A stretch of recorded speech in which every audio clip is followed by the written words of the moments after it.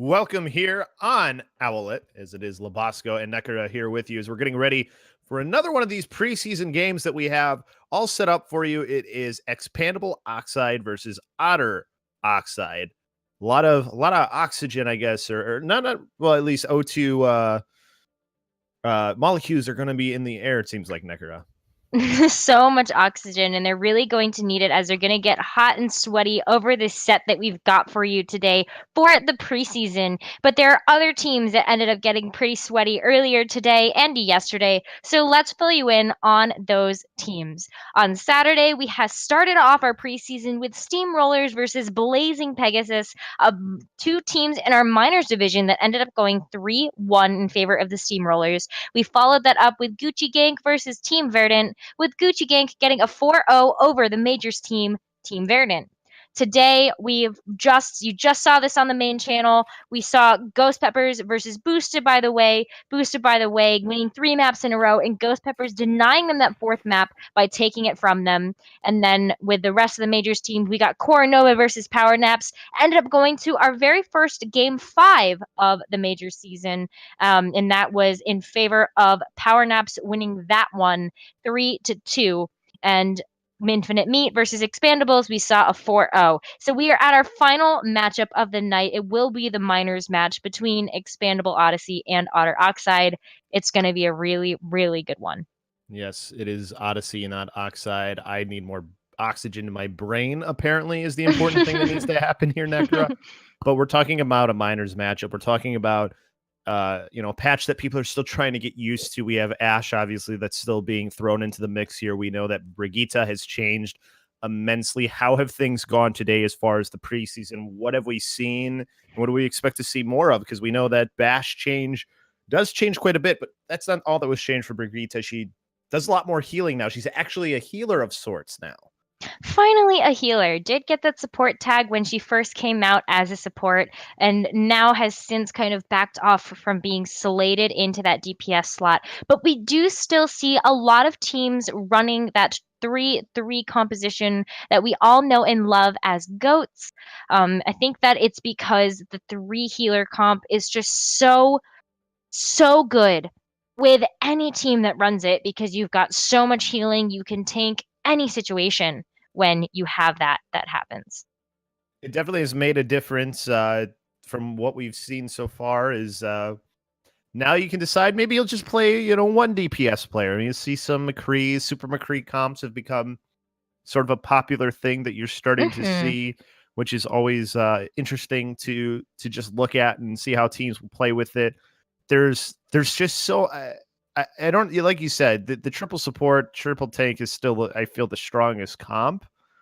But at least it seems there's a few more things that you can maybe, a few more wrinkles you can try and throw at it. Yeah, a lot of the tier 3 Overwatch that I've been casting this week, or this past week with the bridge patch, has definitely been a lot of 3-3 composition. But tonight, when we were watching Ghost Peppers versus Boosted, by the way, we saw a lot of different team compositions. We saw that Super McCree that you just talked about, with Fat Mike playing the McCree or Lokai playing the McCree on Ghost Peppers and Boosted, by the way, respectively. And we also saw a lot of Widowmaker. And Farah, and just a lot of those DPS that are so instrumental to a pick composition.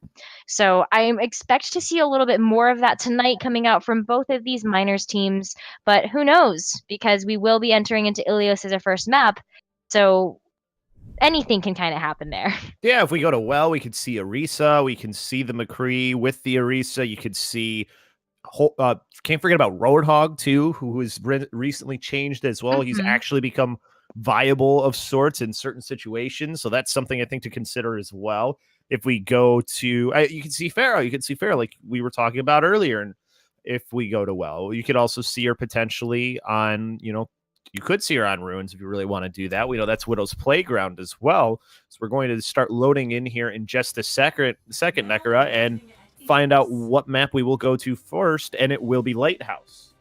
Lighthouse is such a beautiful playground for Farah, so I would love to see some pharmacy play coming out from both of these teams. But I also expect that we could see some more Deathball oriented comps, or we could see dive. There's a lot of possibility now, especially because 3-3 just doesn't have the same mainstay that it used to in the meta. Lighthouse always was a almost guaranteed 3-3 comp place to play. Looks like that's what you're going to get on one side here. So it looks like we will have at least some 3-3. It's not going away for good. No, it's definitely not.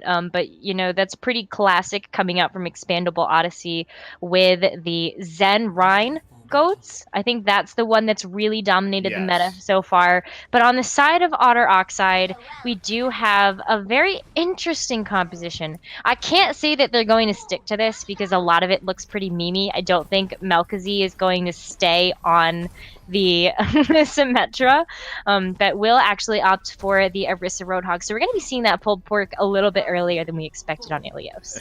Yeah. I love the name, by the way, pulled pork for that comp. It's just so delicious.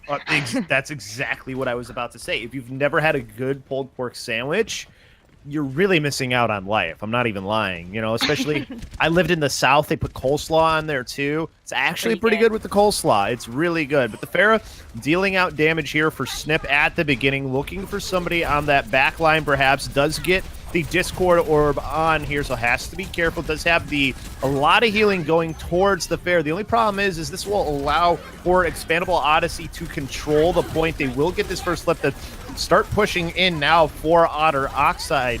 But as of right now, it's still a pretty good control here. Ooh, nice little bubble to try and keep Bowl of Bulls up. Didn't really work, though, as the barrage comes in from behind and will start to clear the point for the side of Otter Oxide. A few players left here alive for the side of EXPandable Odyssey is the only thing. Just need to clear those last few off, but they're not giving up here as Xavier getting that kill onto the Orisa allows for them to maybe try and hold this. Rez will keep the Orisa back into the fight, though, is the only thing. So long drawn-out fight we have here, especially with the sound barrier coming in.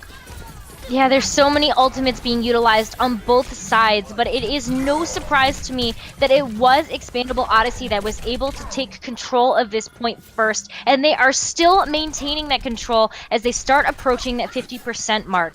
EXPandable does have that speed boost available with Xavier on the Lucio, and that allowed them to take control. Otter Oxide with the Orisa does have to have a pretty slow push there, especially because that shield isn't something that you can continue to move forward like you can with a Reinhardt. On both sides, you have a lot of ultimates for Otter Oxide, so this is not a fight that's lost yet, but they are starting to enter one-fight territory here. The Fire Strike taking Jack down is a tough loss because now you don't have your res. Barrage from the backside, though. Snip will find two, loses his own life because of it as well. The whole hog into the corner, and now you'll finally have the flip come through for Otter Oxide.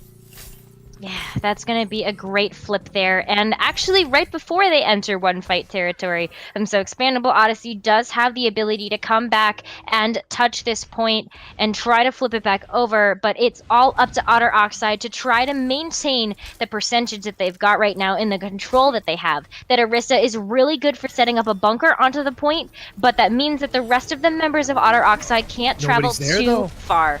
They're not by the Orisa, though. The Orisa getting caught out because of it. So now they have control of the point for the side of EXPandable Odyssey. So having to come back in onto the point and getting caught in the grab is Otter Oxide. Self-destruct to ensure that they're going to get this flip to come through here in a moment's notice. Charge in as well. And stunned out Mercy with the stagger, 87%. They may not be able to get back. I don't think that they're going to be able to. That is going to be one-fight territory, and there is a little bit of time for them to be able to touch, but this is a slow composition. You do see Click Clack going over to the Lucio to try to touch point and think, so close, they couldn't get it.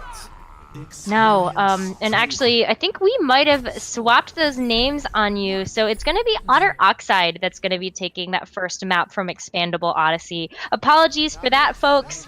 We had a little bit of a miscommunication on the caster end of things, but it is going to be Otter Oxide going up in this series for Ilios 1-0 as we move into Ilios Well. So now we go to Well, which we said. Now the Orisa makes a little more sense, but it looks like they've switched off of it. 5, 4, I'm a little bit surprised by that because I think that Arisa can be really powerful here, but it wasn't quite working out for Expandable Odyssey as I think they would have hoped. So Otter Oxide is going to stick to that goat's composition that works so well for them, but making a little bit of a swap there. With actually nope, just kidding. They're still running the Zen Rhine. I'm still confused. Of course, Expandable Odyssey going with a Doomfist to try to disrupt that goat's composition. Yeah, so Expandable control of the point here, at least early on, and they will get the opening picks as well. The Fire Strike in, and they've switched to this Doomfist, who did have some changes happen that did nerf him, but he's still a very viable hero, and we see why. Yeah, I mean, getting into that backline, disrupting them. I mean, Doomfist has so much potential to go through all of the shields that Goat's composition is known for. You will see Jack getting the D-Mech and the kill onto Famsu, so that's going to be an incredible Diva stagger. It's going to force Otter Oxide to group up and wait in order to touch this point again. Expandable Odyssey approaching a quarter of the percent on that capture progress as Otter Oxide starts moving into the point. And they've made switches here for the side of Otter Oxide. They now have Bird on, well, the bird-like character in Pharah, so now they have a Pharah of their own. They do have a Mercy as well. Famsu loses the life, though, early to Snip, who has the barrage and finds a disappoint. So 2 players down early on. Rez in to get Famsu back into the fight, though, so Otter Oxide not quite giving up just yet. Expandable Odyssey still sitting in a good spot. Meteor Strike coming through for Jack. Doesn't get anything, but it's not going to matter here. He's going to just stall for as long as possible. Doesn't really work. Bird making his presence felt on that Pharah.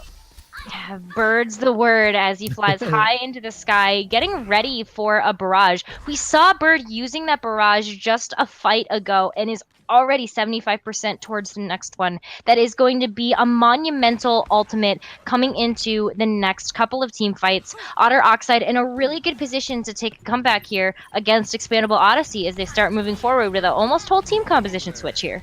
They're moving as a team towards some players. Can't find anybody, and Bowl of Bowls will get Jack down early on, so that elimination can hurt the side of Expandable Odyssey trying to come back in. Famsu along with his Monkey coming diving in, so the Winston able to deal out Tesla cannon damage, and the dash through gets the elimination. Oh, almost getting booped in. Had his Primal Rage just in time to stay alive, though, as Ball of Balls tries to take down that. Oh no, he went into the middle, he went into the well.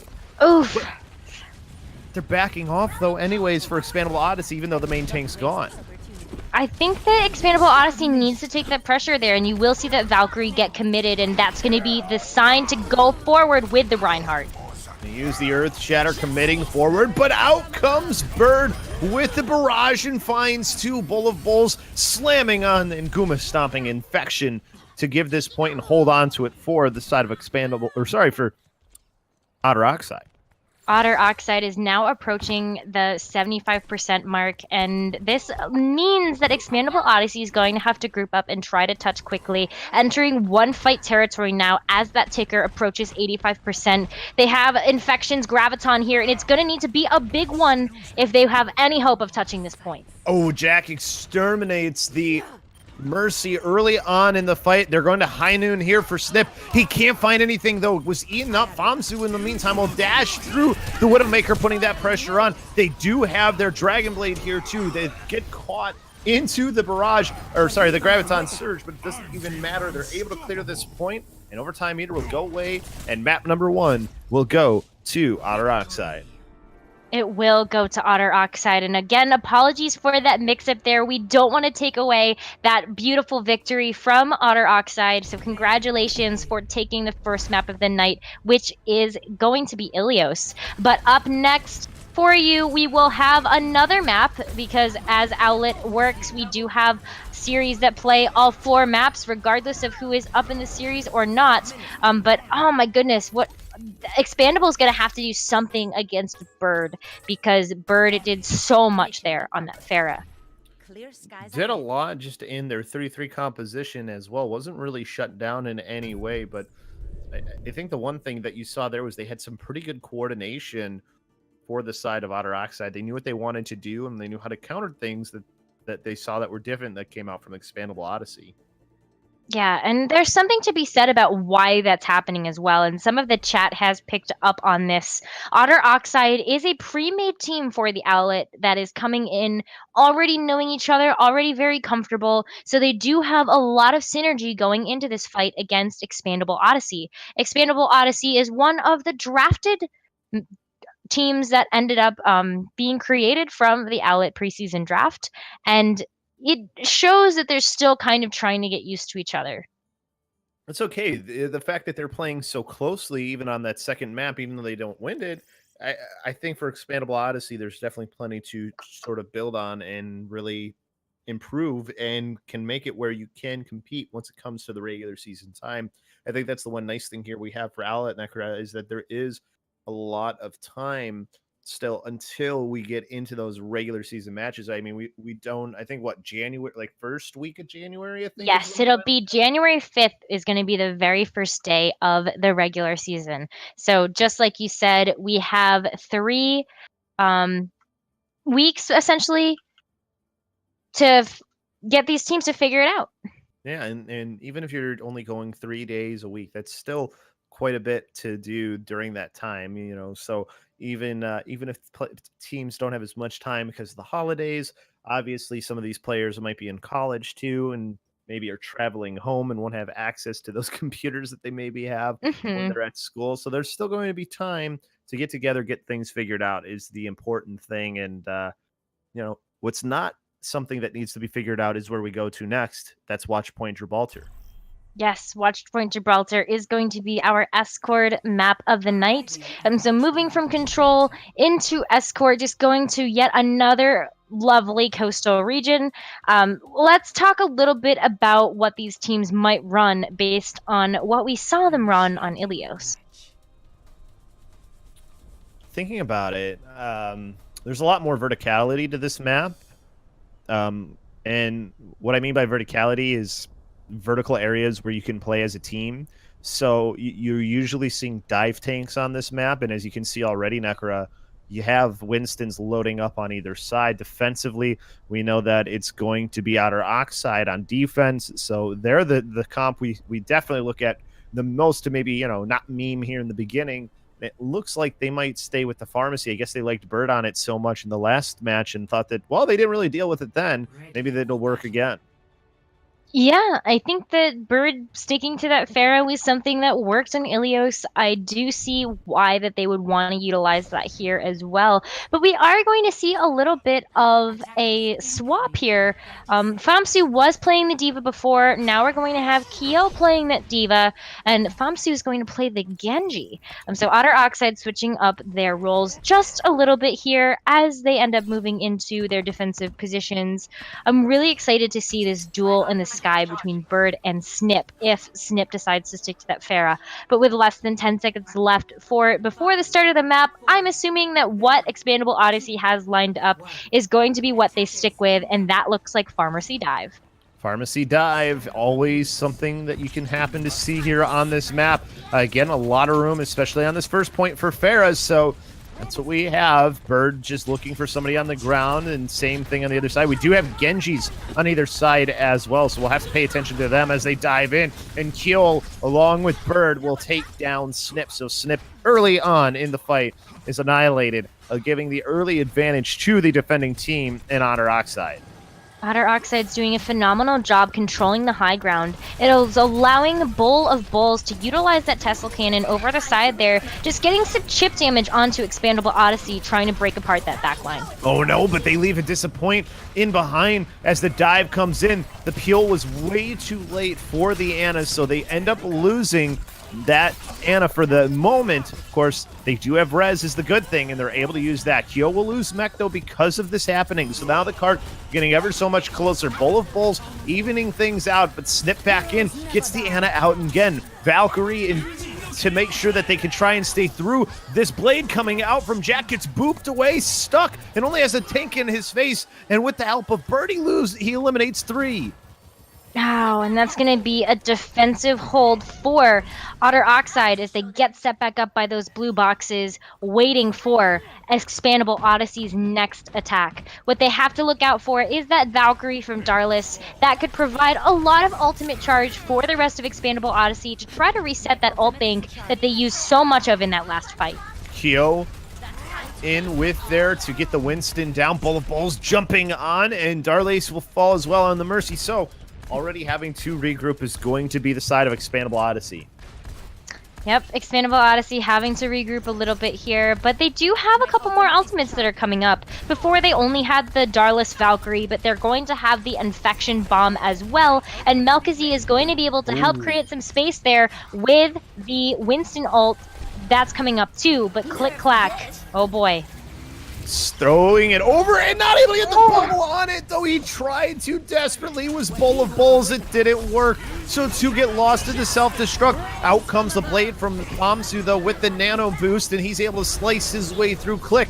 And now he's got a Primal Rage helping him out as well. Snip into this fight, though, shooting into Bull of Bulls, who's the only one left alive. Kyo's back into the fight. Barrage out, but he's thrown into for Snip. Great use of the bubble to make that happen.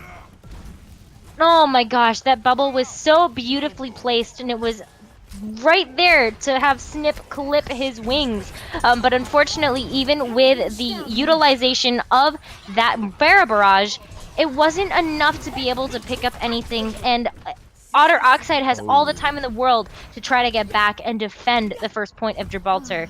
A lot of teams end up getting stuck at this point, and it's because this is so hard to break once you get that payload stuck around that corner, rounding the bend towards point A. So what EXPandable Odyssey really needs to do right now is get that Dragon Blade out and make it effective, because it can really turn the tide of the fight in this next one. The one good thing, there's no defensive ults for it. Self-destruct thrown over, nothing found with that. Kyo does get Infection's mech, though. Now the Dragon Blade coming in, Jack dashing down into one player, but he can't find anything else is the only problem. The res on a disappoint to get him back into this fight. Jack will finally get the Mercy after the end of the fight. Oh, Bird loses his life to himself. The res coming through. So this might be the chance here for EXPandable Odyssey. Still have to win this fight, though. They're able to push onto Kyo and push them out of the max. So on the cart, respawns will be coming back here, and you have the Primal Rage to make sure that you can stall on this cart. But they're Winston still with that Tesla cannon, staying alive and taking them down. Bull of Bulls still in here, though. Now will lose his life to Snip. Self-destruct ends up in the bubble, so that keeps everybody in on the fight for the side of Otter Oxide, but they're losing this fight, and they're finally, it looks like, just going to give it up. They have to at this point. Melkazy, we gotta call this out, because Melkazy ended up with 2 Primal Rages within that fight because of how much work he actually ended up doing, and he's going to continue that charge forward by trying to get those staggers onto those unfortunate souls that got that bad spawn on point 2. But right now, you will see the tank line of EXPandable Odyssey take advantage of that high ground, take control of that spaceship, and say, hey, come at us, Otter Oxide, because we are ready for you. We've got Snip in the air, getting ready for that barrage onto EXPandable Odyssey that's incoming. Nice dash comes in, too, from Jack, because you can get on to that ship and be able to dash onto the Pharaoh, no problem. Snip uses his barrage into the fight as well. This cart's going to continue to roll. They're going to go through the streets phase so fast. So fast indeed, and not utilizing many ultimates for that either. They did have both of the DPS pop off with Snip and Jack hitting Otter Oxide from 2 different angles, and that was just enough in order to secure the second phase of Gibraltar. Now they've got to move into the third phase, and this is going to be one I think is going to go in the way of Otter Oxide. They already have that Reinhardt ready and to go, with Bull of Bulls swapping from the Winston over to the Reinhardt, getting ready for that Deathball brawl that usually happens on this third point. They do have a Zenyatta now, too, by the way. It was something that they switched to just recently. Self-destruct thrown over onto the cart. Just pushes them away, so the cart will stop with Bull of Bulls getting onto there. Able to get back. Mech, though, was the Diva in Infection, but quickly loses it again. So big loss there of utility, which allows for the barrage to free fire in onto the back line, and that'll be a team wipe there. Oh my gosh, Bird and Snip doing so much work on these Pharahs, both of them getting massive barrages, and both teams falling susceptible to them at every single turn. So I think that both of them are going to need to do a little bit more work to play around the Pharah barrage that is in the other team's pocket, but I'm looking at ultimates right now, and I gotta say that Otter Oxide's in a pretty good position right now. They're coming up on that Earth Shatter, and you know Famsu is getting ready for that Dragon Blade. Have the Valkyrie come out here so they can get a little bit more aggressive. Self-destruct should force some players towards them. Not able to do anything there with that self-destruct, but Jack will find Famsu at the beginning. Bird, though, clicks onto the Zenyatta, quickly taken down, although back in. Oh, the dragons get eaten there is the big thing to point out, too. So Jack losing that all. Self-destruct hit the there. It's able to find 2 Kyo. Gets a mecha as well. I don't know how that ended up happening. It looked like they were behind the shield. I think that shield broke last minute, so that was incredible job by Otter Oxide to try to get that Reinhardt shield down, because it ended up being such a detriment to the supports. But with 1 minute left, Otter Oxide, ExPandable Odyssey is going to have to back out and try to regroup, because they are entering the last fight of Gibraltar. They don't have much more to go, but they need to make this last push count, and they have the ultimates to do so. Just gotta watch out for that bird flying high in the sky. Well, Dragon Strike doesn't get eaten this time is the good thing. So they're able to separate part of the players there. Oh, but the Shatter is huge, sidestepping the shield of the Reinhardt. Was Bowl of Bowls. Out comes the Blade as well to make sure that they finish this off. There are 17 seconds left, so they might be able to get back, especially if they get this D.Va down and out in this fight. Have to get the Pharah too, who does have the Orb of the on as well, so to have to get him with that Discord. Oh, it's off of him now. A disappoint switching that off, but they do get the D.Va mech, and now the barrage while they're trying to come back. 1 second, and the Pharah's able to get back on. Not taking the Pharah down allows them to have a chance still in this fight, but there's so many players that are gone. It's going to have to be monumental. Have to try and get a res off here, more than likely, if you're the Mercy, just with that out. But now they will lose that fight, and it'll be another win on this one here, at least on the defensive side for Otter Oxide, because now they don't have to make a full push. They just have to get to the golden box. Yes, ExPandable, ExPandable Odyssey doing a lot of work, though, on that attack.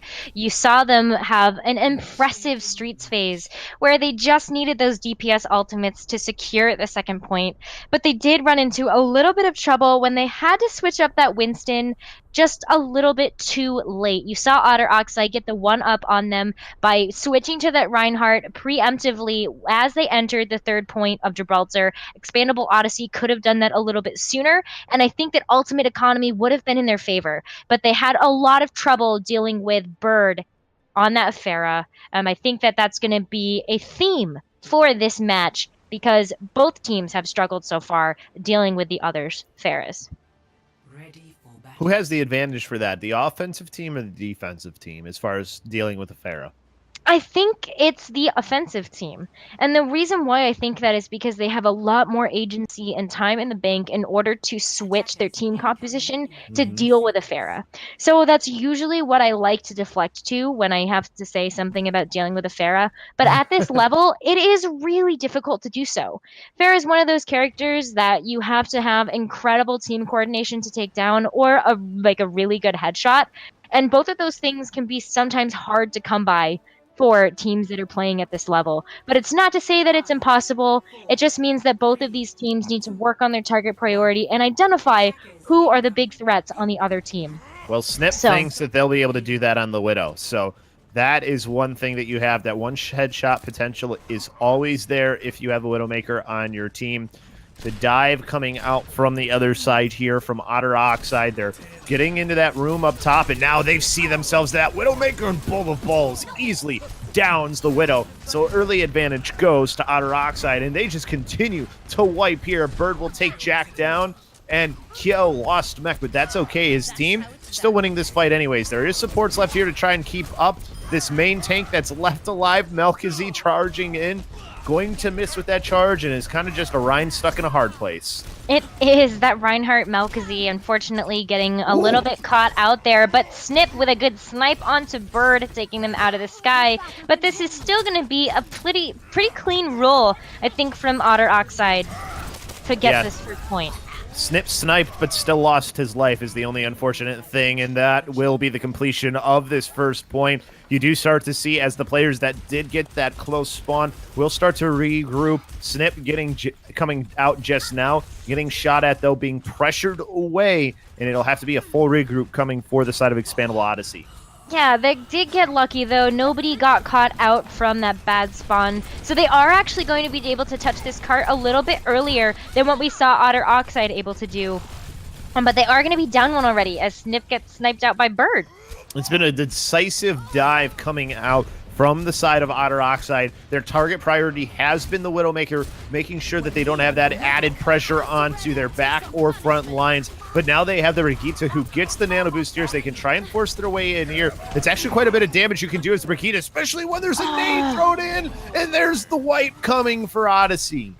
That's what Expandable Odyssey needed. They were so close to getting that team kill bell, but Malkazy finally with that Earth Shatter was able to make it count. Otter Oxide is going to have a little bit of trouble dealing with the Earth Shatter coming up from the Reinhardt because it just is going to require a very well-placed bubble in order to avoid it. Not to say that that isn't possible, because we have seen Bowl of Bowls do some really good ones, especially against Snip on that Pharah. But this is going to be a little bit of a precarious situation here for Otter Oxide. They have a lot of ground that they need to make up, and they've got to get through the long-range damage from Snip and Jack coming out from the McCree and Hanzo respectively. They're going to take a lot here. They're going to have to wait, too, because they did lose Bird, who got headshotted before it could even get through the door. So have to be careful if you're the Pharah. They're not going to bubble their way through. Bowl of Bulls will throw that bubble onto the high ground. Amsu now using his Dragon Blade, diving onto the back line. Just has to be careful. Dashes through one, slices into another, and that will force everyone back. So this is a team fight win that can happen here, as long as they don't lose too many to the Dragon Strike and take care of these couple of tanks that are left. They can definitely do that, especially because that Brigitte got taken out of the fight as soon as she popped the rally. So that AoE healing and that shielding is going to be gone from the side of Expandable Odyssey, and Otter Oxide is going to take that second point as well. Now they just need to round the corner and take care of Expandable Odyssey's defense, and this map is going to be theirs. They've lost only 2 team fights so far, really. Throughout most of it, and it kind of led to a snowball when they were on defense, so they ended up losing like 3 actually total to this point. Now they're winning the important ones here. They've got 4 minutes on the clock here to get to this golden box. It is a hard final point to push onto, but they do have a lot here. And that self-destruct, it gets stuck behind the boxes. It went a little bit further. That could have been the end here for Expendable Odyssey, but the barrage will do enough damage here anyways. Jack does take out Snip with the nice counter with the Deadeye as well. So this was swing right back for Expandable Odyssey. So a lot of ults used, and they favored the defensive team. It does favor the defensive team, and this is going to be the 3rd team fight lost for Otter Oxide in favor of Expandable Odyssey. They do have a really nice defensive position right now. Bowl of Bulls is going to make that switch earlier than what we saw from Expandable Odyssey on the attack, and is going to swap immediately over to that Reinhardt, knowing that the momentum that they had with the dive is no longer going to be able to be there. So both of those tanks getting changed over, and it's going to be a bash Reinhardt battle. And there's the bash, and Jack gets the headshot on a Bowl of Balls. That should spell the loss for this fight. So the Widowmaker making a lot of work happen here.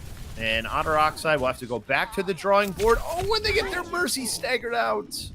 They get their Mercy staggered, and Snip's going to get staggered too, though. So you do have to see a little bit of a backup there coming out from Expandable Odyssey. They can't get aggressive while they're waiting for their second long-range DPS, but they're going to have to wait again because Bird's going to get taken out of that fight. Bird going down is something very important. They have the self-destruct that'll do damage to Bulls.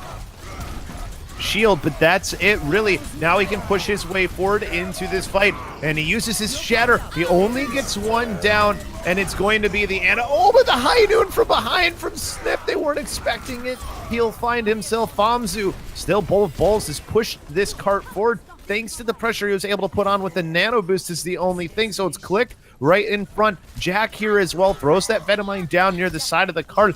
But this is still very favorable for the team in on the attack in Otter Oxide, especially Famzu back in, and another shatter for Balls, and he pushes Darlis close to going off the map and is able to kill 2 early on. Oh my gosh, that kill is going to be really detrimental there for Otter, for Expandable Odyssey. They're trying so hard to keep up this fight right now, but that is going to be staggers right now, trying to get back to the point.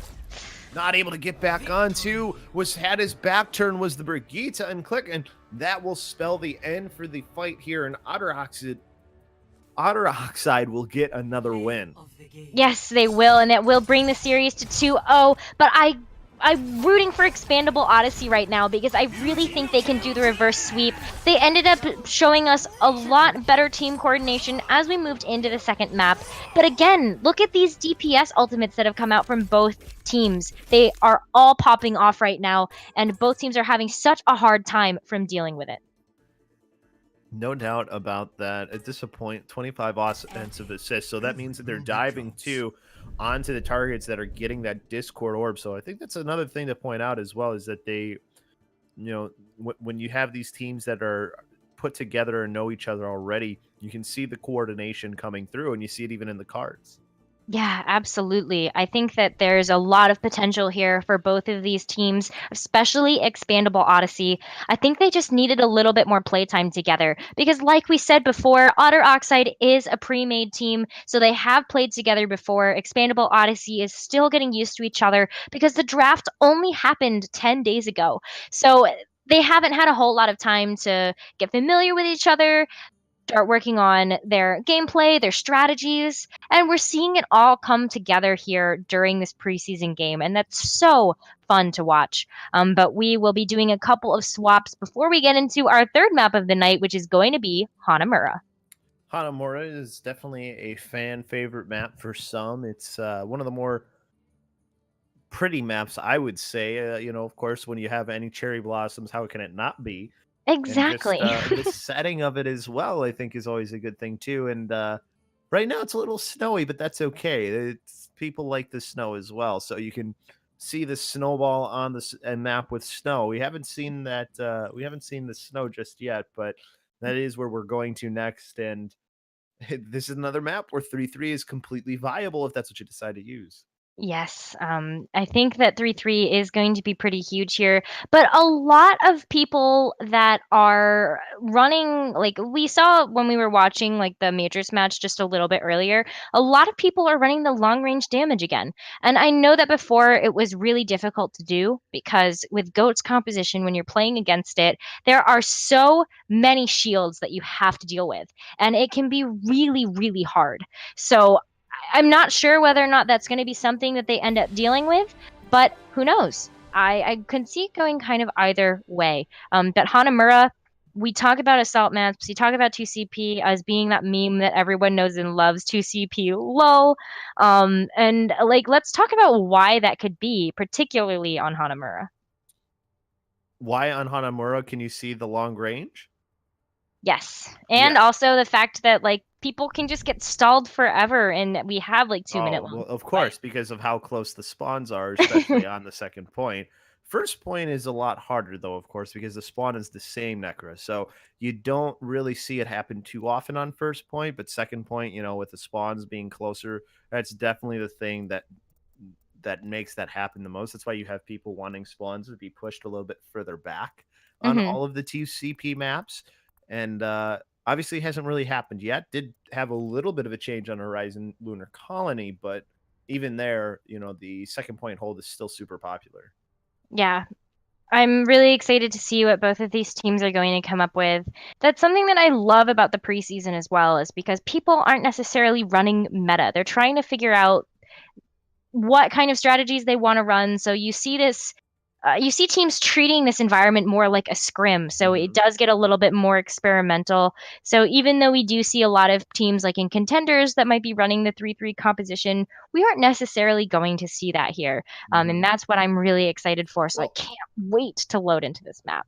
And the one thing to consider too is where you do see even contenders teams make switches is on second point Hanamura, because you have that high ground that you can use. You see things like McCree come out a lot. You'll see Widowmaker sometimes Hanzo's, those long range characters we were talking about can come out not just on offense, but on defense as well to try and deal with those characters that get the high ground advantage. So you have a little bit more of flexibility, a little more of choices that you have when you're talking about second point, and you just have to kind of consider what you're going to see and what you're going to do. Of course, Zenyatta 3-3 composition, Zen Goats, or whatever you want to call it, Zoats, or whatever other names you may give it, is still something that's super popular and that you can snowball onto the map that's now covered in snow.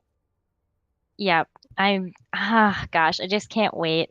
Let's talk a little bit though about the snipers. So we saw Snip playing the Widowmaker, and I think we might actually, and Jack as well. So I think that we might see some Widowmaker play. You mentioned something on second point that I think is a really interesting thing to bring up, and that is setting up a long range damage dealer on the high ground above the choke to second point. That can be so brutal for any team that's attacking.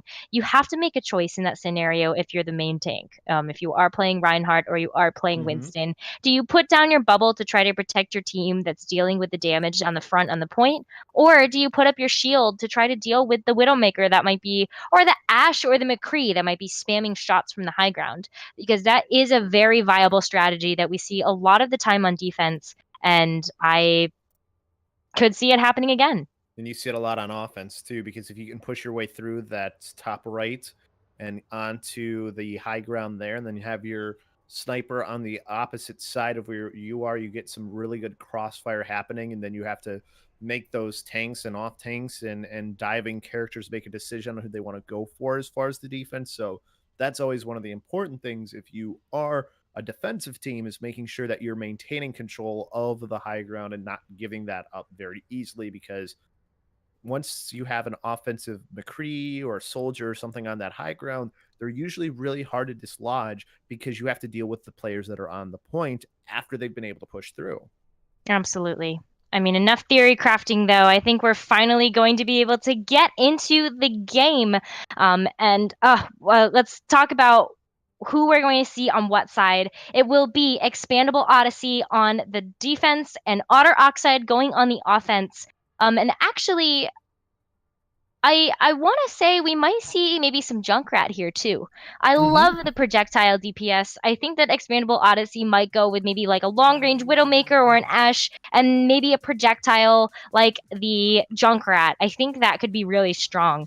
So we'll see what happens as we start assembling our heroes. But of course, as we go into all of that theory crafting, what do we see coming out from ExPandable Odyssey but that just that classic Zen Rhine Goats? Yes, and honestly, defensively, when you talk about first point defense, it is one of the best defensive comps that you can use, because you hold onto the choke Nekkra and you really force the other team to have to make decisions. Because if you just play a poke game at a choke, that really favors the defensive team, because all it's doing is chewing time off the clock. Now, for the other side, in Otter side, I don't know if they're showing us anything actually yet, because you still got 40 seconds.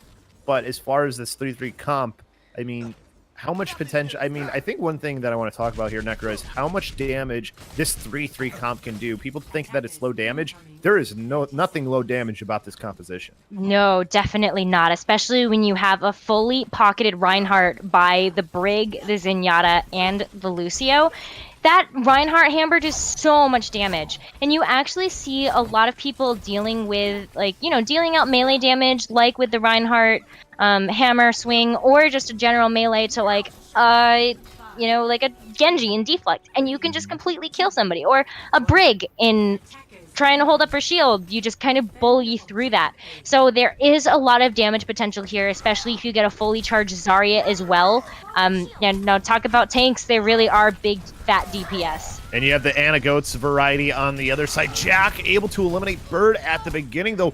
Bull of Bulls, though, swings his hammer into Darlis' skull and cleaves him. So this is still good for the offense, and Otter Oxide forcing their way onto point. Jack is pretty high charge, though, is the only thing, and is able to get the main tank and Bull of Bulls down. So you still have some opportunities for the defense to maybe hold on to this. Of course, the respawns will be closer for the attacking team is the only thing. So have to start to be careful here. You have Click end up falling here. So, it's starting to turn for the offense now. You do have the Graviton Surge come out, but it's just a D.Va that's left to shoot into it. And unfortunately, this is going to go the way of the offense. It definitely is. I mean, it's unfortunate to call it this early because you do see some trades happening left and right. But with the number of people that are left on the point and knowing the distance for those respawns, this is going to go in the way of Otter Oxide, and they're going to take this point in a very convincing fashion. I want to talk a little bit about the difference here that we're seeing from both of these comps. Otter Oxide is running an Ana instead of a Zenyatta, and that can be huge, especially if you're able to land fat anti-grenades onto the enemy team. You saw that do so much work against ExPandable Odyssey, and now Otter Oxide is up in the ult economy, and they're running in strong, trying to utilize those ults. Oh, they use the Earth Shatter, but get caught in the trap. So nobody actually gets hit by it. Good use of the shield. Only problem is they lose Snip, so all that splash damage is gone. Have to be careful here if you're Bull of Bulls. Self-destruct thrown in onto the point, and it will find it disappoint. He wasn't by his tanks and ends up losing his life. So this might be a dead kill here for Otter Oxide. I think it's going to have to be. Famsu is just unfortunately going to get bullied here as a baby D.Va. It's something that you hate to see, especially as a D.Va player myself. I hate when that happens, but that will be a big stagger coming out for Otter Oxide. So Otter Oxide will have to wait for their D.Va friends to get back into mech and join the fray, but they have ults here to utilize, but they're going to have to start setting the pace by using those ults before Malkazi is able to get off that Earth Shatter. You have to add Transcendence that you have to work through as well is the only thing for Otter Oxide. They booped up into the air, was the break, able to stay alive. Bull of Bulls fire striking through, so now you don't even have the Transcendence. You do have the Riptire that will get 2 of the supports, but you still have all that healing coming from the end. Who's able to sleep the D.Va down below, so now they can take advantage of that. Grab pulls everybody in, but can they deal any damage through, especially with that nade coming in onto everyone? They are able to take out a Disappoint. Grab in to catch you, but Trans is back, and this is another losing fight for Otter Oxide. Oh my gosh, it was an expensive one too. They used that Earth Shatter, they used the Graviton, and to very little avail. So those tank ults are going to be out of the way, but not all of them. They will have Famzu coming online with the D.Va Bomb, as well as 2 pretty big high sustain support ultimates coming out with Bird's rally as well as the beatdown from Xavier. So hopefully that's going to give them all of the power that they need in order to take this, because EXPandable Odyssey doesn't have a whole lot in their bank right now. They have Darlis's Nano Boost, and hopefully that finds the right target and they're able to get a lot of value from that. But there looks like it's going to be in the way of Otter Oxide right now just from those ults. Well, Otter Oxide right now is still in this, looking for a place to push in. They throw the self-destruct in.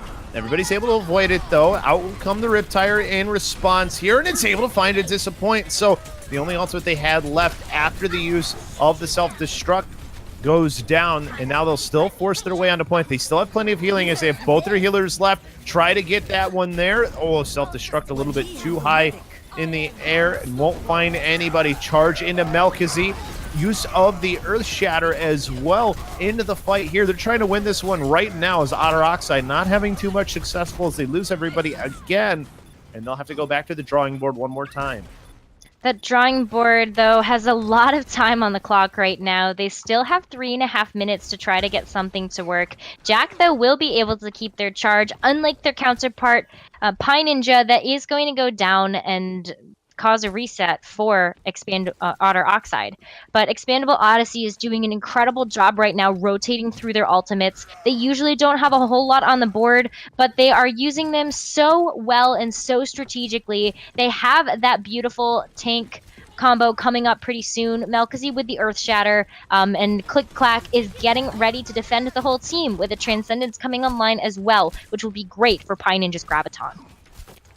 Still have that nano boost available on the other side for Otter Oxide. See if they decide to use it early on in this fight or not. Getting caught in the trap, it looked like there. Earth Shatter through for Melkazy, and it disappoints down at the beginning. This is another lost fight for Otter Oxide. They do have some ultimates that they're going to be able to use, though. Oh, I think if I were Click Clack, I would have loved to save that Transcendence. But when your whole team's down like that, you may as well pop the Q and make sure that everybody's able to stay alive, especially because your Anna needed to come back from spawn. But Snip is ready to go with that Riptire, and as long as it takes apart the back line of Otter Oxide, they're going to be in a pretty good position for continuing to hold Hanamura point B. But Otter Oxide taking a different approach now, deciding not to get bullied through that small choke by that Junkrat. Oh, and they slept the Reinhardt at the beginning. Another Riptire, though. This has been disastrous for them every time, and it is again. And then the self-destruct. This is another lost fight for the side of Otter Oxide. Wow, a double explosion coming out from EXPandable Odyssey is going to continue to hold this point. But Otter Oxide got so close to that third and final tick. They were able to get the second tick just from EXPandable Odyssey, holding off of the point on the high ground, and Otter Oxide rushing in with Xavier's speed boost to try to get to the point. But they have less than a minute and a half left to try to get this third tick on Hanamura point B. And I think EXPandable Odyssey is ready. They only have that nano boost, but that was enough for them last couple of fights ago. We'll see if it works here. Oh, and losing his ultimate was Bowl of Bowls, not able to get the shatter off, so they're behind again. Bird will eliminate Snip, but his team falls all around him. It definitely is a onslaught right now. A lot of red in that kill feed, and very close to getting that team kill bell, but staggered Bird just a little bit. I think that Otter Oxide still has a chance here. They are entering the last fight available for Hanamura point B, and they have a couple of pretty key ultimates. That Graviton could be very, very big if aimed in the right direction, and as long as Infection isn't too hungry and tries to eat it up before it lands its mark. Bird halfway to an ultimate as well. They're forcing their way down through the middle. They will use the sound barrier here. Bull of Bulls gets caught, though, in the shatter. Famsu was able to get the infection out of Mech is the only thing. Rez gets Bull of Bulls back in. Out comes the Riptire. Catches so many players in. It didn't find anybody except for the Zarya. But this looks like it's going to be a win of this team fight again for the defending team in EXPandable Odyssey. They have only 87% that they have to get to on point 2, and they'll win themselves a map. But I gotta say, though, EXPandable Odyssey ended up doing an incredible job of defending that point. This map can be pretty notorious for the attacking team. I think we talked about this just a little bit more in the previous cast, but we'll touch on it again here, and that's 2CP is very, very notorious for either being a complete roll from point A to point B or being a full hold when you get to point B after being stopped and the momentum stopped once you end up capping point A. So I think that's what happened here with Otter Oxide attempting to go onto point B. They had a lot of momentum from capping point A that they tried to take into point B, but it just wasn't enough for them. And once they got stopped, they had a really difficult time going through that choke, especially because Snip was putting on so much work with that Junkrat, and they didn't really have a plan of attack against it. I think I would have. Yeah, exactly. Like, those Riptires were massive, and even if they didn't find the massive, like, triple tires, massive in a big way, because they just turned the tide of team fights in one fell swoop. You were about to say something else. You were saying you were thinking. I think you were going to talk about Otter Oxide. Yeah, so I think in the scenario where Otter Oxide was attacking, I would have liked to see them on point B change it up a little bit. They kept with the GOATS composition for an incredibly long time, and they just weren't cycling through the ultimates like they needed to, and they weren't getting the value that they needed to. Bowl of Bulls was being very aggressive on the Reinhardt, and you usually like to see that aggressive play with a Winston that's creating space for your backline. Well, the nice thing here is they do make a few switches. They're going to go McCree and Hanzo into this fight. Bull of Bulls swings into Snip, so Snip down early on. Jack, though, though, will be able to eliminate Bowl of Bowls. They're pushing onto this, but they're losing numbers as they do so for the side of EXPandable Odyssey is the only problem. Jack, very high charge, though, is a good thing. They still have some players that can really swing this around, and Melkisey cleaves another one as the Hanzo being held off by Bird. So they're going to have a huge time bank to try and win this map. They really are. That was such an impressive push from EXPandable Odyssey. I mean, they showed us their formidability on that defense, and here they go, showing us their prowess on the attack as well. And even though they don't have a couple of ultimates, they didn't need any to take that first point, but they are going to wait just for a little bit in order to try to make sure that all six are together. They're playing this GOATS composition incredibly well, sticking as a team, and I think they're ready to try to take this attack. Well, they're just going to come right down the middle, not even worry about the players up top. Bird, though, able to get Click as he was coming in with his team. He wasn't able to stay behind that shield close enough, then gets lost to the Storm Arrows. Now the fight on the point is where we have to pay attention. High Noon from above, won't find anything, but we'll put some pressure onto that shield. And with only the tanks left, this is another losing fight here for an attacking team on this second point. Yeah, it's going to be something that EXPandable Odyssey is going to have to try to deal with. We saw this be a huge detriment to Otter Oxide, but I think that EXPandable Odyssey was able to utilize their ultimates incredibly well on the defense, and I expect them to roll through them like you need to in the GOATS composition in order to make that GOATS composition effective. So I'd like to see them do that again here, but they're going to have to take a different plan of attack. I think if they were to just go head first up the stairs, they might be able to take this, because those DPS really need to have some space for them in order to try to make them work. Well, that's looking what they might try to do. Only problem was there's a Dragon Strike and then a Fire Strike that eliminates their main tank, so they're going to have to back off here quickly. One ultimate to win a fight for Bird and his team. Avier's losing his life in the meantime, so they're giving up some ult charge, and they're not able to clean up the rest of the players, and now they're losing players themselves. Yes, those are not going to matter too much, though, especially because that Earth Shatter. They use the grab committed in here as well, and they won't be able to swing into it thanks to that Earth Shatter. Now the counter Earth Shatter will find its way in. Self-destruct onto the stairs, though, so nobody's going to fall. They're still in a good spot for the defense, and ultimates are being lost for the offense. Wow, Otter Oxide did a great job of utilizing the respawns there, but EXPandable Odyssey, I think, made a huge mistake by trying to continue that fight. They ended up committing a lot of ultimates there that didn't net them anything in terms of progress on the point or kills. So now they're going to be down in the ult economy just a little bit. Pie Ninja hopefully is going to get a big grab here, but Infection better stay hungry because it can do a lot. But you do have a lot of defense here from EXPandable from Otter Oxide, and that's going to be with that grab. And that's one thing I think here for EXPandable Odyssey that they're thinking, pushing onto the point, Transcendence in to keep everybody alive from Click. Melkisey swinging that hammer around, hasn't found a target yet, gets charged into, and now the Deadeye. Oh, and it's a triple kill, huge Deadeye for Plomzu for the defense. Oh my gosh, this is exactly what we were talking about, though. It is so dangerous if you are the attacking team going into long-range damage that has set up a crossfire on the high ground of Hanamura Point B. You can see how that's so effective with that triple kill Deadeye coming out from Famsu, and Bird's been able to charge up that ultimate really quickly on the Hanzo as well. So you gotta see a change here from EXPandable Odyssey. They still have 3.5 minutes left in the bank. They do have a lot that they're able to do, but we need to see them change something. Whether it's their plan of attack or their team composition, something has got to change. And how good did they all track? Do they know that Bowl of Bowls has another Earth Shatter? And it looks like they don't. Oh, he does get pushed down. Was Melkisey as well, so they don't have a main tank here, and he falls on the point, and the rest of his team falling up on the high ground. This is another lost fight for an offensive team. 3:07 left to go.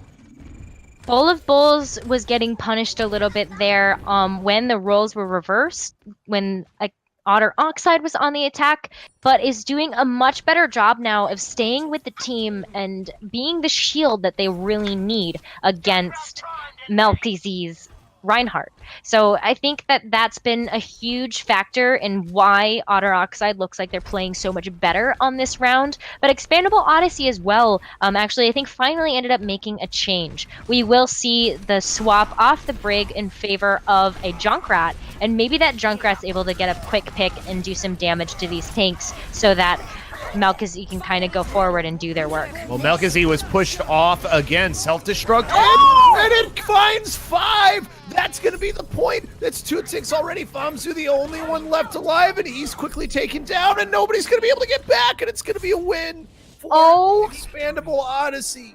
My God. I don't exclaim that often, but that was the most beautiful infection bomb I think I have ever seen. What an incredible play from this team. That's exactly what we wanted with those ultimate combos, that graviton and that bomb, that shield going down right at the wrong moment for Otter Oxide to allow Expandable Odyssey to take this. Super unfortunate too for the defense in Otter Oxide, because it looked like they were going to be able to live through that grab. You didn't have the Reinhardt that was able to swing through it, Nekkra. Yes. But the self-destruct, and I thought with where the self-destruct was going, it was going to get blocked. Oh my gosh, that shield drop was just so unfortunate for Otter Oxide. But that makes this series just so much more exciting, because that means that now it is 2-1 in favor of Otter Oxide, but Expandable Odyssey is really, really stepping it up here. We do have a 4th and final map, though. If we potentially have only a 4th and final map. You know, Expandable Odyssey wins, it goes to 5. So there's a chance that we get some extra Overwatch here. But obviously, Otter Oxide maybe want to put that 2 CP map behind them and think, you know, it's 2 CP. But I think for Expandable Odyssey, this has to be a good confidence booster for them. You had said earlier that you thought that the 3-2 reverse sweep was possible, and we're already seeing signs of it. I just want to see a 5th map. That's all I want to see. I'd love to cast Busan. It's one of the most beautiful maps in the game. And also, everyone loves to watch a close series. So regardless of who wins or who takes it home today, we just want to see some good Overwatch. But I love that chat is going nuts right now. I know you guys are on a bit of a delay, but that bomb was massive. And I just love that we were able to see that, because everybody loves a great Diva bomb. Is that Poco? Maybe that's Poco. Poco, I don't know. He doesn't get too many 5-kill bombs. So I think that might even be a little bit better than Poco. Let's be honest. Yeah, you know, Poco's good. It's a new infection bomb. Infection spreading the Diva love with that huge bomb. But let's talk about Eichenwald. So maybe we can start off by talking about, what does Expandable Odyssey need to keep doing in order to take this to a map 5? Well, I think you saw that they really were enabling their front line to pressure, and I think that's always something that you need to be able to do. And I think that they played in the right areas, and that's also something you have to be able to do. As my ping jumps up high and low here as we're loading into the map. But, you know, the Junkrat was something that worked super well for them, Nekkra. Mm-hmm. This is a map where Junkrat can work really well again, especially if you're talking first point. There's not many places you can go if you're an attacking team, and you can see that they can really just set themselves up in a great place to really control things from that spot. Of course, it looks like they will be attacking first, though, and going with the Zen and the Ana here in this 3-3 comp is a pretty good look. The only thing is you're losing utility from Brig. You traded out for that that anti-nade. So we'll see if that pays dividends for them or not. I feel like Brig is still so important for 3-3 compositions. It is, but I do believe that the Ana can do a little bit of work here, especially because Otter Oxide is going to be loading into their defensive position with Bird on the Pharah as well as Famzu on the McCree. So I think that Darlis picking the Ana might actually be a really good choice here because it gives them just a little bit more of a fight against that Pharah in the sky. You can use her scope to quick scope and try to hit a couple shots onto the Pharah. And with the support line that Otter Oxide is running, I'm scratching my head just a little bit because Moira and Ana aren't necessarily the supports that you want to have with a Pharah, but it does look like Bird's going to be starting on the ground just a little bit to try to keep in the support line of sights. Yeah, So Moira... we'll see what happens here. Yeah, and Moira is not really going to be able to heal the Pharah at all. So that is one thing to point out. It's going to be really the Ana who has that duty. Anti-nade coming out on the Melkisi, charged into and quickly felled by the Zarya. Bird in the sky, able to take out Click as well. So the Pharah working here, at least early on. They haven't been able to deal with it so far. Using that... Using the roof really nicely, too, is Bird to make sure that they don't get too much damage. Oh, but got used the boosters wrongs, came down below, and Jack took advantage. Yes, but that's still going to be, I think... Oh, actually, respawns are coming back from the side of ExPandable Odyssey. This still might be a good fight here. They're fighting it out hard. Well, that looked like it was starting to go that way, but the Diva falling makes it a little bit more difficult. Goal lessons, too, will force them back, and will find someone, too. So great goal lessons here, and it's built up so fast by Bamboo Cactus, they can start building up another one. Yeah, Bamboo doing a really good job on the Moira right now. I mean, I usually don't like seeing a Moira and an Ana for a Pharah as a part of the DPS and a McCree that just really like to stay away from the team. But both of them are doing an incredible job. Disappoints landing those Ana shots, and Bamboo is keeping that tank line alive. Start to have these tanks meet each other through the shield using the Ath Shutter too. Is Bowl of Bulls can't go swinging into it, but it doesn't matter as there's the charge off of the map by Bowl of Bulls and he's able to stay alive, but goodbye Melkazi.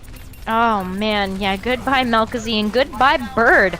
Bird's gonna have to fly back over to this defense real quick, but not before Bowl of Bulls gets a little bit aggressive here. Darlis will land a pretty nice sleep onto Bowl of Bulls, and if it's our understanding, actually, I think chat picked up on this too. The reason why that Diva Bomb works so well is because of the fact that Bowl of Bulls ended up getting slept in the Graviton, so there was no shield there.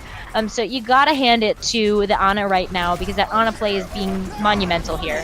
Melkazi showing that he can walk through a shield as well. Ultimates on either side, and the self-destruct won't find anything, but the Graviton Surge will eliminate Bird. So Bird already down, used his barrage and didn't really get too much for it. The charge in by Bowl of Bulls. Goodbye Zenyatta and Earth Shatter in to the players behind Bowl of Bulls doing work. Bowl of Bulls is bowling into the enemy team right now, really keeping them at bay just like pins. They're just lining them up and knocking them down one by one. But that's going to be a reset for ExPandable Odyssey. Hopefully Jack is going to be able to get out with all of this charge. Already 50% to another Graviton, but that's the closest ultimate that they have to being able to be utilized. And there's only a minute left. They've got one tick on the point. They're going to have to do something right now to try to build up these ults and touch. But Snip is actually going to get off of the Lucio and go to a McCree. They need a little bit more long-range damage because Bird is just picking them apart. Well, the good thing is there's no ultimates up yet, and as I say that, Famzu was going to get his. Bird ended up taking his own life. That's a big loss. Famzu's throwing out that flashbang to get McCree down, though, can help. Coalescence here, they can push in with, but the Earth Shatter and the Graviton Surge to swing it back. That is huge. I know that was an expensive ult push for ExPandable Odyssey, but they really needed to cap that point because they had no time left. You will see Jack go back into spawn after utilizing that grab, and looks like they're going to swap over to a different hero. Melkazi as well taking a second to swap, going over to the Winston. I love when I see teams do this because you know that they're setting up for the high ground battles that are so necessary on the streets phase of Eichenwald. A Bowl of Bulls is going to have a lot of trouble with that. Especially with Castle being where it is, that you can take advantage of the high ground. Although right now that battle's happening on this low ground down below. Melkazi will get the nano boost onto him as well and dive onto Bird. not able to get the elimination on him yet, still throwing that Tesla cannon forward, and Click will find one, and then the self-destruct from Infection will get a disappoint. So they are pushing through this fairly quick, just have a couple DPS players to try and eliminate as well, and they can keep this cart rolling. Yeah, rolling is what it's going to do, and it's actually going to allow Melkazy and Infection to try to get up there and stuff those doors to keep the defense at bay. Otter Oxide does have a couple of ultimates here, and they are poised to be able to retouch this point. Cart getting very close. Nobody. Oh, and just able to get on there is Bamboo Cactus. Oh! And everybody had their attention turned to him, so a massive shatter comes through. Graviton Surge, though, here used as well for the defense. Make sure that they keep this cart from going that last 0.25 meters. That's crazy. Oh my gosh, that was almost full team shatter. That was 5 that ended up getting caught in Bowl of Bulls hammered down. And that was followed up by Pie Ninja, just able to kind of grab everybody into that Graviton. And that allowed Bowl of Bulls to actually swing his hammer back and get almost 50% back ultimate charge. So right now, Otter Oxide is in incredible position, but they gotta watch out for that flank in the castle. Charging back in is Bowl of Bulls. High Noon coming out from the high ground. Finds a disappoint. Transcendence out here. And now the responding High Noon coming out. But that's easy for a blade from Jack. And it looks like they're going to get this part pushed through onto this final point. Yes, and they're going to be moving it as quickly as possible. And now they're going to be bashing that door down, trying to get into the stronghold that Otter Oxide has set up. And also, chat's telling us something that Bird is a woman. So we're so sorry about that one. But oh my god, is she doing so much work. We will see Bird switching over from the Pharah to the Hanzo, and already 30% to all charge. Unfortunately, that was something that we weren't given, but regardless, Bird, she has been really good there. Bowl of Bulls has been really good on this. Reinhardt at times, too. The charge pin onto the Zenyatta as well, as they have control of this team fight here, and 1:14 left to go for the offense. Yep.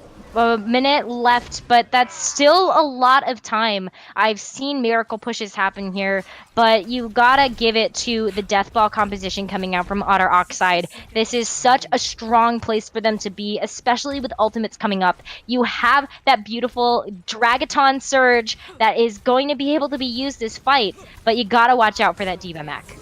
Of course, don't want it to get eaten. Saw a lot of eats if you're a fan of Contender South America in the last couple of days. Earth Chatter out first, bubbled nicely by Melkazy. Coalescence, what's used next? And Jack with the reflect will take Famzu down. Self-destruct back over. Gets blocked here, but it's still able to find Pie Ninja. Didn't know that's where it was going to go. Nano boost onto the Genji, and Jack, and he slices through 2. Yeah, that 2 will be an almost team kill, and that's going to be a cart roll coming in from EXPandable Odyssey. They are approaching the end, and Otter Oxide is going to have to come out with those stall heroes. They don't have a whole lot to use right now. They only have the dragons from Bird, and she's going to throw them right onto the point to try to get EXPandable Odyssey off. The one good thing about her doing that is it at least forces players off, and she's able to get 2, but the Reptire in response might be enough. The Brig has to try and stall for as long as possible. She's the only one left alive on the card is Bird. Bamboo just getting back on here, booped away, and now will fall, and that cart, oh, just able to get back on with the Hammond is Pie Ninja, but so close to falling, got stuck in a trap there, thrown down by Snip. Bowl of Bulls back, and now they will complete this in overtime. Yes, and that's going to feel so good if you were EXPandable Odyssey, because they have a win condition here, and that is going to be just keeping Otter Oxide from touching the last part of the point. But if Otter Oxide ends up with anything over a minute, touching that point, you will see EXPandable Odyssey getting a little bit more time left in the bank, and we will go to a round 3 for Eichenwald. But right now, we will swap sides. We will see EXPandable Odyssey now taking the defense for Eichenwald, and Otter Oxide showing what they've got as they try to attack this castle defense. So it looks like they are really set on what they want to do, and we talked about it before this map started, Nekkra, that Snip could be on that Junkrat again. We saw how important it was even for them on the final point on attack, and now we see Snip back on it here for the defense. And Jack changing his mind maybe here about what he wants to do. think he thinks that maybe there's the potential for the Pharah, so he switches over to the McCree. Do you like this defensive composition that you're seeing? I do. I think that ExPandable is locking into the most versatile composition that they can for defense, because that's one of the problems that we talked about a little bit before, is that the attackers do have an advantage to try to change things up while they're looking at what the defense is running. And so you saw Otter Oxide when they were first defending have a Pharah, and you saw that ExPandable Odyssey was able to switch it up a little bit to try to deal with it. So now they are prepared. They're just trying to say, hey, well, we've got the Junkrat spam damage. We're going to have the long-range damage hit scan with the McCree. We'll see how this one works, because we won't have a whole lot of time to switch things up if things don't work. So now we will see them meet at the bridge here as Otter Oxide starts making their way in. Well, they actually gave up the bridge, so now they're already pushing towards the point for the side of Otter Oxide. Players getting charged into. Melkzy charging back, it'll find a disappoint. And now the defense looking good here, at least early on. Bird is swinging in towards Darlis, but it's going to fall anyways. So Bird, unfortunately, she couldn't get the elimination there, got separated from her team, and our team's just trying to regroup. The regroup will happen, and they have a lot of time left on the clock in order to be able to make this work. I would like to see a couple of swaps here, but I do like that Bamboo Cactus already has that Coalescence up and ready to go. That's going to give Otter Oxide a lot of agency as they try to move forward through to this first point. ExPandable Odyssey really only has the high noon, so they're going to try to change the time somewhere, but Snip is also coming up on that tire. And they have to deal with a high noon that gets booped away, but they're still not able to find anything. Oh. Only one, though, with the Riptire, so that might be enough. The only thing is the Riptire also got the mech. So looks like another team fight lost here for Otter Oxide. Yes. And I like that ExPandable Odyssey is really turning up the heat right now. Otter Oxide is having all of their oxygen burned up by that, and they just need to take a breath and try to figure out what to do against this defense. There are a lot of ultimates coming online for ExPandable Odyssey. They've got both tank ults with the Earth Shatter and the Graviton. Not a whole lot to deal with the Graviton in order to pair with it, so I would like to see Melkzy utilizing that Earth Shatter before Infection uses the Grav, but we'll see who's going to get this Earth Shatter off first. Well, Earth Shatters on both sides. Bullet Bulls will be the one that falls, though Melkzy was able to stay alive through it, and then the res will come through from a disappoint, but a disappointment falls. Out now, the high noon from Jack is waiting for a target to appear, and we'll find it in Pie Ninja. Yes, Pie Ninja is going to go down, but not without a fight, trying to get some damage onto Jack before taking out, and Bird will be able to avenge her teammate by taking them down. So that's going to be a little bit of a reset. If Otter Oxide is able to get back and try to touch this point before Infection is able to get back with that grab, they're going to be in a pretty good spot, but it does look like Infection's going to be able to make it back before they're able to Jack, excuse me, but we'll see what this Riptire does as it goes over the side. Haven't been able to stop any of these yet. This one could be big. Not sure where anybody is, though, is Snip. Now we'll find somebody, and Pie Ninja is the target. So that's another stagger, a limb. But for the nice thing here is they have the res, so they at least can stay 6v6. So that tire at least just, you'll trade it for the res, I guess, for this next fight is the good thing, especially with only a minute left. Let's talk about the work that ClickClack is doing, though. Those Discords are finding their mark, and those targets are going down so quickly, and you can see that with Bowl of Bulls. Ooh, so close to falling was Melkzy, thanks to Bird. Bird's falling in the sky. Jack is able to take her out, and this is another losing battle here. We're getting to almost 30 seconds left for Otter Oxide. Otter Oxide still has the potential, though, to take this. They have so many ults, 4, and they have the big one, which is going to be the Graviton Barrage. There isn't anything that ExPandable Odyssey can really do against it right now. They don't have any support ultimates, and that Transcendence wouldn't be enough anyway, so they're just going to have to see what they can do.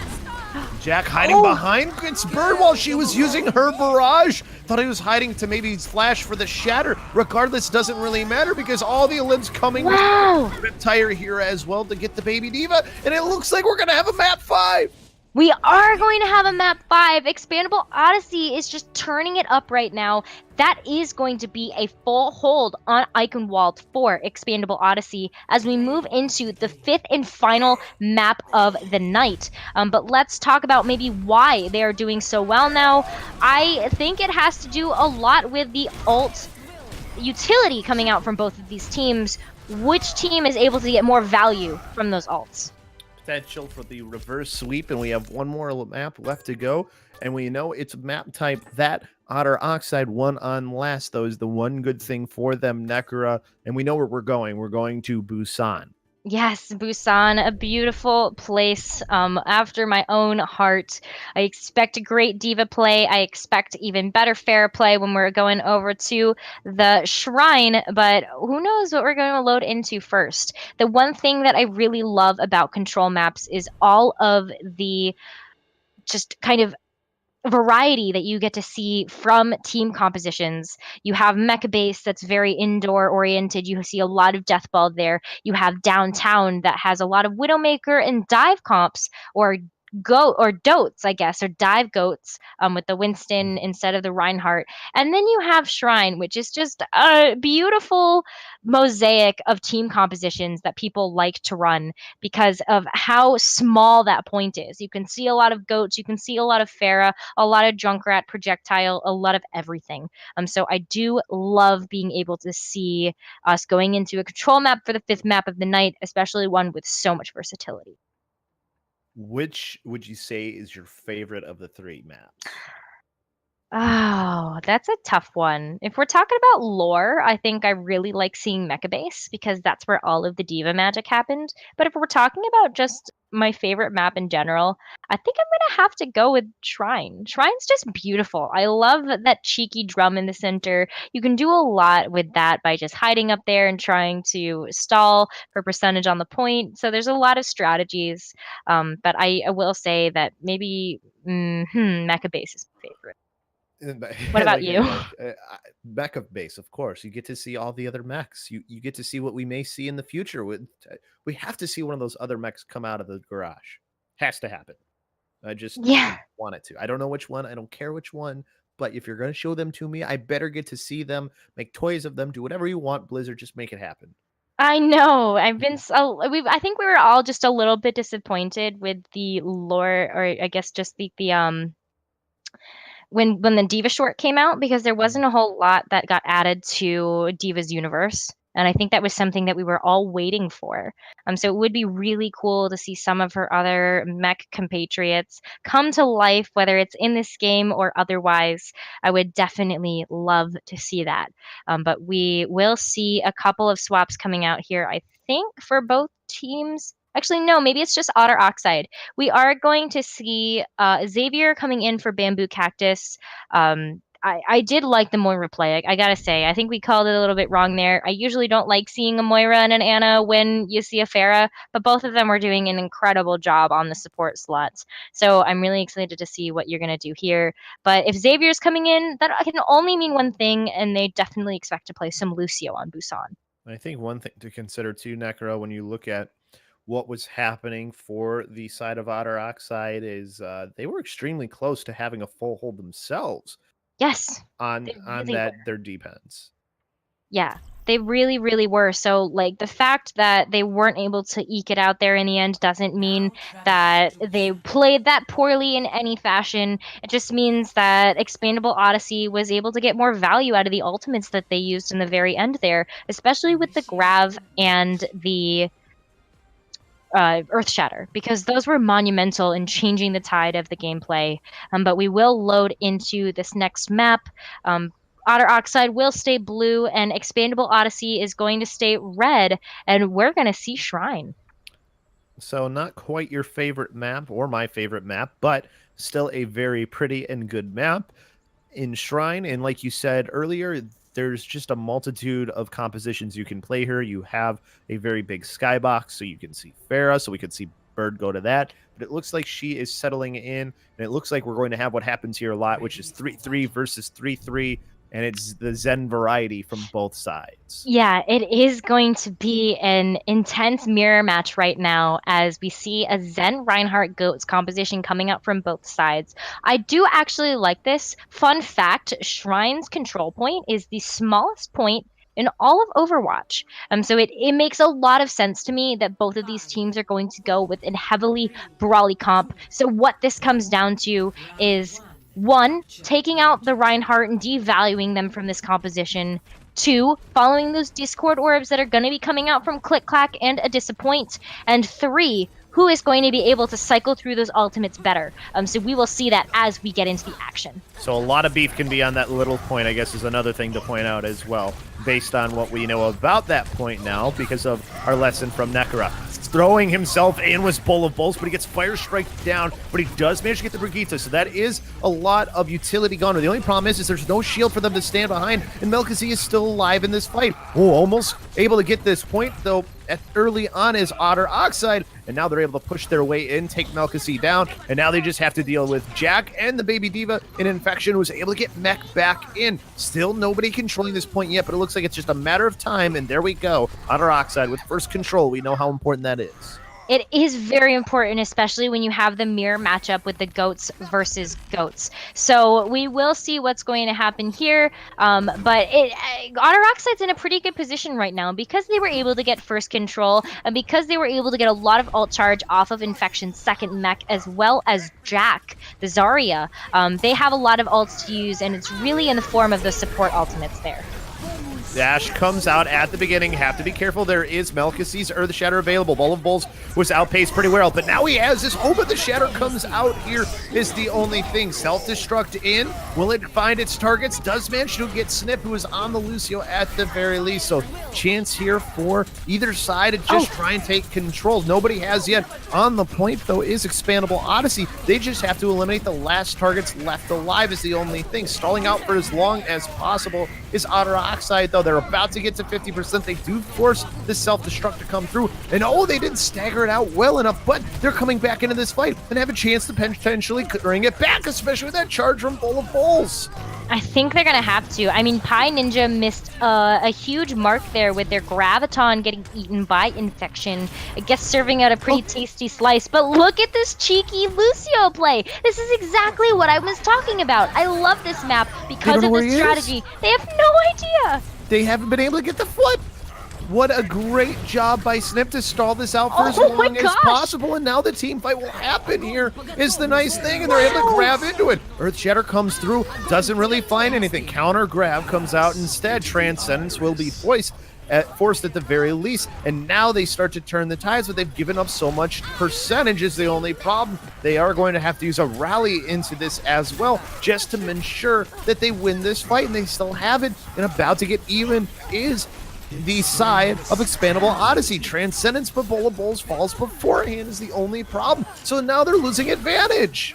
They are losing advantage, and it is going to go into the way of Expandable Odyssey, especially because Infection is going to be coming back. That is going to be a beat drop that gets consumed in this fight, and is just cleanup here as Expandable Odyssey hunts their prey of Famsu and Disappoint on the Zenyatta. There's a Graviton that's going to be committed as well, securing 3 kills for Expandable Odyssey, and that is going to be one of the longest team fights I think that we've ever seen, taking this first map of Busan into one fight territory. I think Snip is the player of the game just with what he was able to do on this map, especially if they end up winning this one. Nekkra, they have 3 ultimates at their disposal too that they can throw into this fight.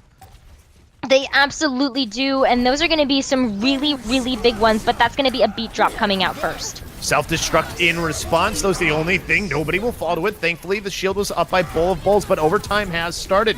Transcendence back the other way. Everybody's able to hide behind that little pillar. Jack is able to eliminate Famsu before he can get back into his back, too. He went in towards the team. Grav will come out here, though. If they can swing into this, they might be able to turn this around. Use the rally coming in. Push the Diva. The Diva pushes the break away is the only thing. Birch is trying to stay alive. Did get a lot of charge. The only problem is there's not enough damage coming up because they've lost their main tank.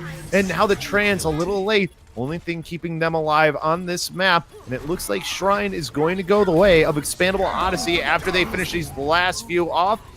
Oh, the overtime now finally starting, but Bowl of Bowls stuck in a bad place. Famzu on the point is just going to wait for his life to end. And now you have the Wrecking Ball coming through to just stall for as long as possible by Xavier EXE. Quickly forced off. Oh, that goes so fast. And there it goes. Point number 1 goes to the team looking for the reverse sweep in ExPandable Odyssey, and they're in great position to do it. They really are. Again, Snip bought them so much time on that Lucio. Otter Oxide had no idea what hit them, and that was really the monumental moment in that team fight, because that netted them an extra 20% that they otherwise wouldn't have had if Otter Oxide knew exactly where that Lucio was. So incredible play coming out from ExPandable Odyssey. From there, it was just utilizing ult after ult, getting value after value, and now we are going to be loading into downtown for Busan, and we're going to see some team comp switches here, especially from the side of Otter Oxide, as they move off of the Zen Ryan Goats, going for more of a standard dive composition here with a Widowmaker. It's going to be up to Bird to try to find those angles and hit those shots onto ExPandable Odyssey, but ExPandable Odyssey is going to touch that point first. They're damage boosting Bird as well, or at least they were damage boosting Bird, at least for the moment. Now Famzu as well getting that damage boost. So you have the Mercy sort of doing the main healing here. So Bird and a Disappoint will first take down that mech. Bowl of Bulls, Tesla cannons into Click. Melkazi will take the Genji out of the fight, but this is going in favor of the team in blue, at least at the start here. Have to be careful though, as Pi Ninja will lose mech. Diving back in is Bowl of Bulls, and now they're starting to lose advantage here. They're not finding those last couple of picks, and it's going to be ExPandable Odyssey getting control. ExPandable Odyssey was able to get control not only because they touched point first, but because Darla stayed alive so long. That AoE healing, that this is one of the reasons why we still see Brig being played, because she is a real healer now. You see her being moved a little bit more into that support slot that she was originally designed for, and that sustained healing was really what won ExPandable Odyssey that first team fight. Bowl of Bulls jumping down from the high ground onto the middle of the team. He has to be careful, though. He might lose his life if he's not able to get healed back up, and he does fall. Jack was able to take him down, but Bird, she was able to find Darlis. Has switched over to the Fair here, wants a little bit more damage into this 3-3 comp. Click-clack was able to take Famzu out as well. Pi Ninja able to eliminate the mech, but the only problem is too many eliminations happened here, and already to 50%. ExPandable Odyssey. ExPandable Odyssey is really just... I think they can actually do the reverse sweep here. We talked about it being a possibility, and they're getting one step closer as they reach that 60% control mark on Busan downtown. But Otter Oxide's going to be coming in with a lot of ultimates. They've got both tank ults, which can be really important for creating space for their DPS to pop off. Jumping in again is Bowl of Bulls, has the Valkyrie there and the Primal Rage thrown in, so can displace a lot of players. Going after that D.Va self-destruct into the air, lands on the point, not able to push that shield away far enough though, as Bowl of Bulls unfortunately booped the wrong way towards it, allowed for it actually to make it easier to block, and he'll fall off the map. Snip with the boop off, self-destruct in onto the point, free 90% here. So close to the reverse sweep happening. Oh my gosh, and I think they're going to be able to do it. That's going to be approaching 100%, and no one is able to touch. You will see Otter Oxide staying in spawn.